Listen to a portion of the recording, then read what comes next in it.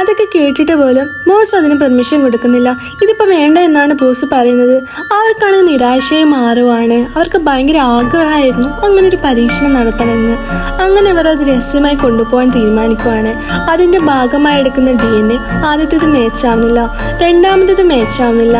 എന്നിട്ട് എൻസി ഇതൊന്നും ശ്രമിച്ചു നോക്കുമെന്ന് പറഞ്ഞിട്ട് മൂന്നാമത്തെ DNA എടുത്ത് കൊടുക്കുകയാണ്. അതാണെങ്കിൽ എനിമൽസ് DNA ആയിട്ട് കറക്റ്റ് മാച്ച് ആവുന്നുണ്ട്. ഇതൊരു ഇല്ലീഗൽ ആയതുകൊണ്ട് തന്നെ ക്ലെയിം എൻസിയോട് പറയുന്നുണ്ട് ഇതൊന്നും വേണ്ടാന്ന് വെക്കുവാന്. അൻസി ആണെങ്കിൽ ചെയ്തിട്ടേ അടങ്ങുമെന്ന് നിർബന്ധത്തിലായിരുന്നു. അൻസി അങ്ങനെ ആ DNA ഡിവൈസിൽ ഇടുവാണ്. ഈ ഡിവൈസിൽ നിന്നാണ് പുതിയ പുതിയ ജീവികൾ ഉണ്ടാക്കുന്നത്. അങ്ങനെ ആ DNA ഉപയോഗിച്ച് പുതിയ ജീവി വളരാൻ തുടങ്ങുവാണ്.